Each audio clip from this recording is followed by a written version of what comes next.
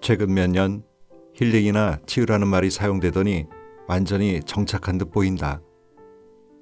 그런데 웬일인지 나는 생리적으로 도무지 이 말에 친숙해지지 않았다. 진정 구원받는다는 것은 그 사람 안의 잠재한 힘, 자고 있는 지혜가 깨어나 움직일 때 비로소 이루어지는 것이다.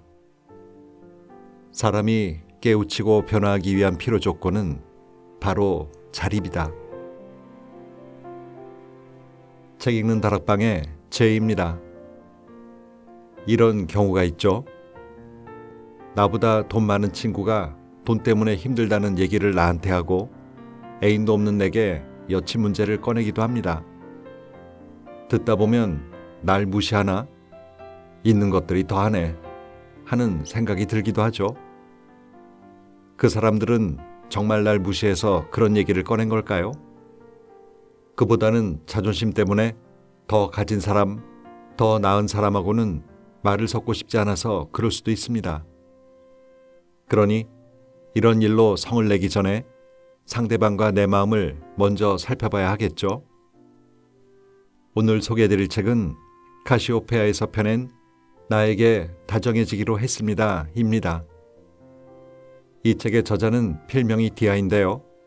이 디아는 소원을 빌며 물에 띄우는 작은 불을 일컫는 말이라고 하네요. 저자는 젊은 시절 영적인 방황을 하다가 명상과 요가를 통해 마음의 안정을 찾았고 지금은 책을 쓰면서 명상 요가 수업을 하고 있습니다. 마음이 잡히지 않을 때 우린 종종 여행을 떠나고 싶어 하죠. 하지만 길을 나선다고 내 마음을 다잡을 수 있을까요? 저자는 서문에서 이런 얘기를 합니다. 마음이 너무 심하게 유동칠 때는 마치 가슴속에 끝도 없는 밤바다가 일렁이는 것 같았어요. 이것은 문학적인 표현이 아닙니다. 시커먼 밤바다를 배 위에서 마주해 보신 적이 있나요? 보통 사람이라면 인간의 왜소함에 몸서리치면서 공포심과 막막함을 느끼게 마련이에요. 그렇게 통제할 수 없는 느낌에 사로잡히면 어디론가 도망치고 싶어집니다. 그처럼 가슴에 망망대해가 일렁였던 시간이 있었지만 요가를 하면서 그 일렁임을 가라앉히기 위해 굳이 여행을 떠나지 않아도 되는구나를 몸으로 알았습니다. 그러다가 명상에 좀 더 매진하면서는 여행 욕구가 거의 사라졌어요. 마음이 좀처럼 잡히지 않아서 떠나는 도피로서의 여행 말입니다. 이제는 나의 밖이 아니라 안을 여행합니다. 안으로의 여행에서 안은 인생에 꼭 한번 떠나야 할 여행지가 아니에요. 말하자면 여행을 끝나고 돌아오는 집이죠. 집으로 돌아가는 여행입니다. 집으로 가는 여행에서는 특별한 준비물이 없어요. 지도 앱 깔기, 숙소나 차편 예약 같은 것으로 번거로울 일이 없답니다. 그냥 마음이 돌아다니기를 멈추고 돌아오면 되거든요. 진정한 나와 만나다, 내 안으로 여행을 떠난다. 이런 말들은 너무 흔해져서 이제 식상할 정도입니다. 하지만 실제로 그 여행길에 나선 사람은 드물고 그곳을 자주 여행하는 사람은 더욱 드물어요. 내 마음이 여전히 미지의 영역, 오지로 남아있는 이유이겠죠. 가본 적이 없으니 어둡고 누구의 손길도 발길도 닿지 않아서 자풀이 무성할 거예요. 그만큼 훌륭한 비경도 어딘가에 숨어 있지만 울퉁불퉁한 길을 하염없이 걸어야 할지도 모르죠. 나 자신에 대한 지독한 집착, 마주하기 싫은 민낯, 과거의 불쾌한 기억 묶음, 무엇에도 감사하지 않는 마음, 욕심, 시기와 질투, 옹졸함 등등이 그 길에 있습니다. 그것들을 치우느라 시간을 꽤 보낼 수 있어요. 그렇지만 문득문득 본래에 때묻지 않은 빛나는 마음을 발견한다면 그간의 피로는 싹 가실 겁니다. 아, 진짜 자유는 이 깨끗한 마음자리였구나. 이 책은 마음의 원리, 기억의 정화와 마음 챙김의 관계, 일상에서 마음을 들여다보는 법에 대해 우리의 일상을 예로 들며 편안하게 설명해주고 있는데요. 이 가운데 여러분과 나누고 싶은 글 몇 편을 골라 소개해드리겠습니다. 일단 내 마음부터 제대로 들여다보기. 어느 모임에서 저는 한 사람이 계속 눈에 걸렸습니다. 더 솔직하게 말하면 딱 꼴 보기 싫다였어요. 사람들에게 점수를 따려는 의식적 착한 행동, 가식적 립 서비스, 진짜인지 헷갈리는 열정적 모습 등이 제 눈에는 저건 너무 가짜 같은데 로 보여서 잘 보이려고 혈안이 되어 있군 하면서 속으로 그를 깎아내리기에 여념이 없었습니다. 저는 그 모임에만 다녀오면 머리가 아팠어요. 이유는 오직 그 사람과 관련된 것이었습니다. 거기 있는 누군가와 그에 대해 실컷 험담했다면 조금 후련했을까요? 미처 그럴 기회가 없었던 저로서는 모임에 있는 시간 동안 또 헤어지고 나서도 그 기억을 곱씹으며 기분이 별로였어요. 이렇게 만나고 나면 생각이 많아지게 하는 사람이 있으신가요? 이 또한 마음의 원리를 몰라서 내 마음을 잘못 써서 그런 줄 몰랐습니다. 스트레스 상황을 만나면 우리는 스트레스를 일으키는 대상에 집중하느라 정신이 없어요. 그 대상을 계속 바라보면서 무엇이 잘못됐는지 판단하는데 마음의 주의력을 온통 빼앗깁니다. 그러나 스트레스를 일으키는 대상보다는 언제나 내 마음을 더 중요하게 바라봐야 합니다. 그 대상에 끌려가는 마음을 멈추고 자신에게 질문합니다. 나는 왜 그 사람 혹은 그 현상이 잘못됐다고 생각하지? 나의 무엇을 건드리기 때문에 화가 나지? 저는 마음을 가라앉히고 또 가라앉혔습니다. 그러고는 같은 질문을 저 자신에게 던졌고 답은 몇 번 실패하다가 찾았어요. 그 사람을 제가 싫어한 까닭은 놀랍게도 나도 여기서 중요한 사람이 되고 싶어. 그런데 그가 가장 중요한 사람인 척 구니까 짜증나 였습니다. 좀 당황스러웠어요. 저는 평소에 무척 점잖고 주목받는 걸 싫어한다고 생각하곤 했거든요. 이렇게 제 마음속을 제대로 들여다보기까지 몇 번이나 실패했습니다. 그 이유를 토다보니 자존감을 지키려고 자기 기만을 했다는 것을 알았습니다. 이것을 알고 내려놓자 제가 마주하기 싫었던 제 욕구가 드러난 거죠. 제 욕구를 확인하고는 그것이 제 스트레스의 잠재적인 주범임을 알아봤습니다. 그 사람이 아니라 중요한 사람이 되고 싶은 내 욕구가 스트레스의 뿌리였습니다. 이런 욕구가 있는 한 저는 비슷한 성향을 가진 사람을 보면 늘 이와 동일한 괴로움에 시달릴 게 분명했어요. 일단은 모임에서 중요한 사람이 되고자 하는 내 욕구를 알아차릴 때마다 내려놓으려 했습니다.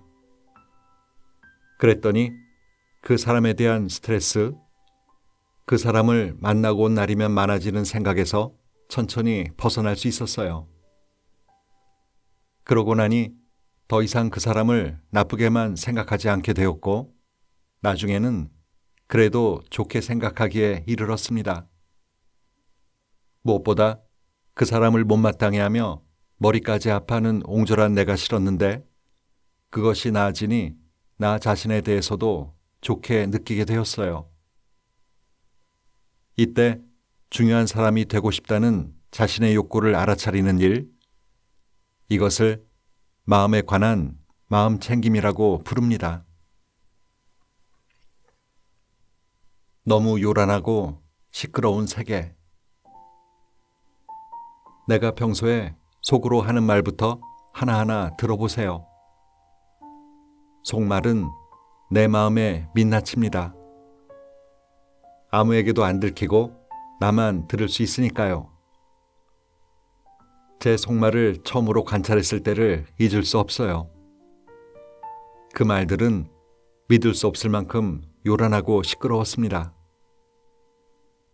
누구한테 마음에 걸리는 말을 들으면 그 말을 곱씹고 또 곱씹는 술주정뱅이가 튀어나왔습니다. 걔가 그 말을 나한테 하면 안 되지. 어떻게 그 말을 할 수가 있지? 그 말 뜻이 뭐야? 자기가 뭔데? 같은 말을 이렇게 꼬고 저렇게 꼬면서 계속 반복했습니다. 너는 잘못했다. 나를 잘못 건드렸다. 네가 나보다 나은 게 뭐야? 마치 술 취한 사람이 눈을 감고 주정하듯이 같은 말을 되뇌고 또 되뇌었습니다. 어떤 말은 100번, 아니 10수년간 10,000번쯤 반복했을지 모르는 어떤 말도 기억났습니다. 또 일이나 관계가 내 기대와 다르게 돌아가면 우울증 환자가 튀어나왔습니다. 이게 다 무슨 의미가 있어? 왜 나만 힘들지? 남들은 다 잘만 사는데. 그러면서 내 마음을 최대한 무겁고 어둡게 만들었습니다. 그 무겁고 어두운 기분을 즐기는 애착도 함께 일어났어요. 일상적으로 내 마음에 흔하게 등장하는 인물은 사감 선생님이었습니다. 눈에 들어오는 사람마다 쟤는 왜 저래? 저 웃음은 뭐야? 저 말을 왜 하지? 아, 이건 좀 아니잖아. 라고 지적하면서 무시했습니다. 보는 것마다 듣는 것마다 팔짱을 끼고 간섭했습니다. 마치 평가하고 점수를 매기기 위해 태어난 사람처럼 그런 대단한 권한을 부여받은 것처럼 일일이 내 마음에 드는지 안 드는지를 가려내기 바빴습니다. 사감 선생님 역할이 심해지니까 권력자로 변신해 나타나더군요. 친구의 의견이 나와 다르면 자꾸만 못마땅했습니다. 그렇게 생각하면 안 되는 것 아닌가? 너는 그렇게 생각해서 정말 큰일이다. 내 마음은 내 것, 친구의 마음은 친구의 것입니다. 그런데 네 의견도 내 의견과 같아야 한다. 그렇지 않으면 네가 이상하다. 네 생각을 바꾸어 너는 이렇게 생각해야 한다고 속으로 계속 명령을 내립니다. 당연히 그게 내 뜻대로 반영될 리가 없으니 가슴이 마냥 답답했습니다. 큰 비중으로 등장하는 사람으로 장사꾼도 빼놓을 수 없어요. 또 연락하자 라는 동료의 말에 나는 3번 연락할 때 너는 한 번도 연락하지 않았다 라고 째째하게 샘부터 했습니다. 연락하는 그게 뭐 그리 대수라고요.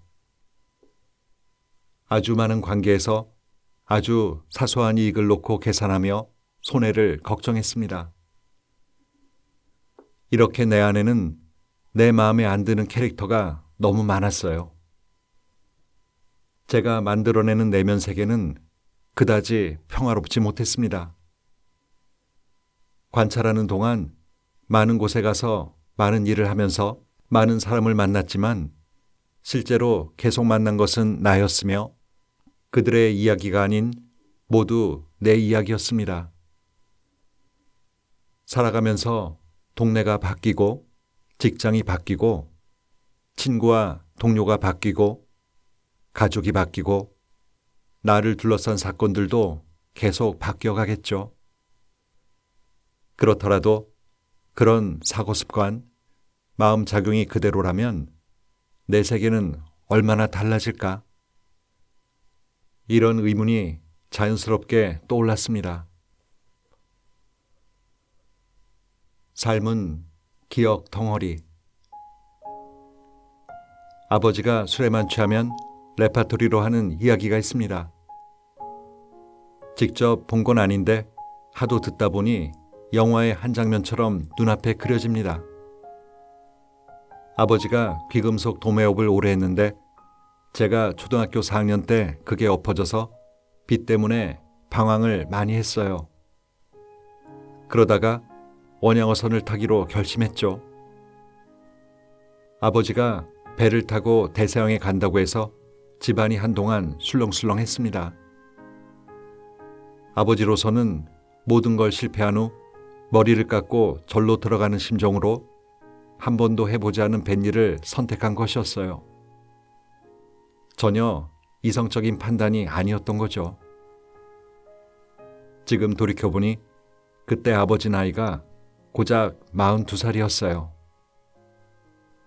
가까운 사람들의 우려대로 아버지는 큰 돈을 벌기는커녕 6개월 동안 죽을 고생을 한 건 물론이고 원양어선 업체까지 부도나는 바람에 다른 한국인 선원들과 함께 스페인의 어느 작은 어촌에 갇히고 말았어요.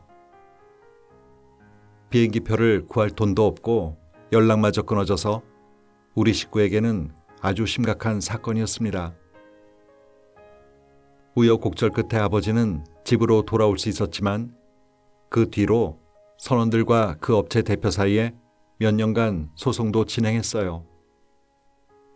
하여튼 그때 아버지는 50kg도 채 안 되는 거의 뼈만 남은 상태로 귀국했습니다.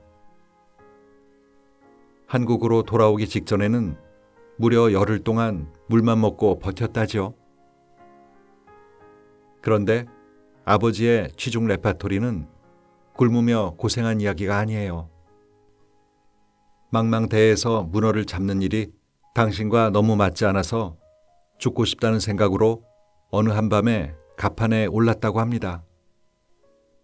그때 갑자기 귓등으로 아빠 하고 부르는 제 목소리가 들리면서 제 얼굴이 눈앞에 보였다는 거예요. 이게 꿈인가 생시인가 할 정도로 더없이 생생해서 정신이 번쩍 들었다고 합니다. 그때 기필코 살아서 돌아가야겠다는 다짐을 했다고요. 삼류 드라마에나 나올 법한 장면이지만 실화죠. 실화란 그렇습니다. 오히려 너무 드라마 같아서 유치하고 현실감이 없어요. 제가 의도하진 않았지만 아버지가 죽고 싶은 순간에 저는 환영으로 나타났습니다. 그 덕분에 아버지는 인생에서 큰 위기였던 40대 어느 지점에서 삶의 끈을 다시 그어잡았고 30년이 지난 지금도 술을 한잔하면 제가 옆에 있는 날에는 꼭 그 이야기를 꺼냅니다. 그 이야기를 들으면 늘 찡해요. 그때의 아버지가 안쓰러워서라기보다는 우리 네 식구만 아는 이야기, 세상 누구도 모르는 이야기이기 때문입니다. 그 기억은 우리가 죽거나 잊어버리면 없어지는 작은 세계입니다. 삶 자체는 기억 덩어리입니다. 작은 기억, 큰 기억, 과거 기억, 최근 기억 등 기억을 연결하는 과정을 편의상 삶이라고 부를 뿐이죠.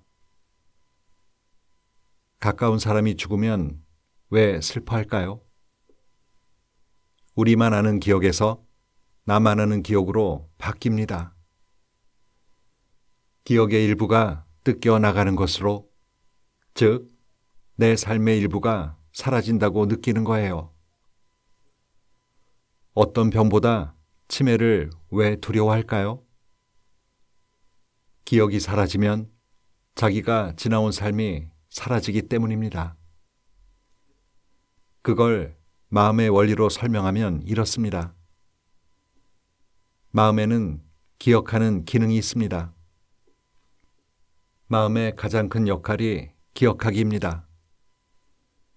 의식적으로 하는 기억도 있고 의식하지 않았는데 저절로 되는 기억의 비중도 비교할 수 없이 큽니다. 기억이라는 마음의 기능 덕분에 우리는 삶을 연속적으로 인지합니다. 앞에 한 말을 기억해서 뒤에 한 말과 연결해 그 맥락을 이해하고요. 실로 오랜만에 만난 사람을 10년 전에 본 기억과 연결해서 잘 지냈어? 라고 물을 수 있습니다. 또 기억을 의미화해 저장하면서 내 인생은 말이야 라고 자기 삶을 되돌아볼 수 있어요. 그래서 내 마음을 보는 일은 내 기억을 보는 일과 같습니다. 바로 조금 전의 기억부터 어린 시절의 기억까지가 내 삶이니까요. 그렇다면 자신에게 이런 질문을 한번 던져보세요. 삶이라는 커다란 기억 덩어리를 나는 어떻게 다루고 있지? 마음의 움직임은 깃털 같아서. 오래전에 명상에 집중했을 때 비스님에게 이렇게 이야기한 적이 있어요. 명상을 끝내고 일하러 가면 너무 처지는 기분이 들어요. 우울한 건지 들뜬 마음이 가라앉아서 그렇습니다. 내 마음이 들떠 있었다고? 차분한 내가? 이해할 수 없었죠. 마음이 들뜬다고 하면 흥분하거나 제정신이 아닌 상태를 떠올렸던 거죠. 그래서 이렇게 덧붙였습니다. 사람들 사이에 있으면 좀 우울한 기분이 들거든요. 제가 뭔가 명상을 잘못하는 것 같다니까요. 다른 사람들이 너무 들떠 있어서 그렇습니다. 그 사람들의 거친 마음을 느끼는 겁니다. 차분해 보이는 나도 실은 거의 들뜬 마음으로 생활하며 그 들뜬 마음이 실제로 가라앉아 정말로 차분해졌을 때는 스스로 그런 자신을 많이 낯설어한다. 그리고 그런 상태에서는 다른 사람들의 들뜬 마음이 매우 거칠게 다가온다. 나를 포함한 사람들은 거의 들뜬 마음으로, 거친 마음으로 서로를 대하며 살아간다. 이렇게 이해하고 나니까 더 물을 말이 없더군요. 단지 우리는 얼마나 들떠 있는가, 서로 얼마나 거친 마음으로 대하고 있는가 놀라울 뿐이었습니다. 명상을 꾸준히 해보면 실제로 마음이 들뜨는 상태를 알게 됩니다. 통상적으로 들떠 있는 것과는 다른 미세하게 들뜨는 작용이 감지돼요. 마치 창가에 깃털을 놔둔 것과 같습니다. 바람이 자는 순간에도 깃털은 미세하게 움직이잖아요. 아주 작은 공기의 흐름에도 깃털은 영향을 받습니다. 아, 마음은 정말로 섬세하게 작용하는구나. 새삼 놀라면서도 어렵다는 생각이 강하게 들었습니다. 거의 모든 순간에 마음이 들뜨는구나. 이것을 관찰하고 좀 놀랐어요. 무엇보다 탐냄이 일어나면 마음의 깃털이 눈에 띄게 움직입니다. 미래, 관계, 일, 자기 자신 등 탐하는 무언가가 떠오를 때마다 마음은 들떠서 돌아다녀요. 탐냄은 어감 때문에 무언가 거창한 것을 바라는 마음 같은데 그렇지 않고요.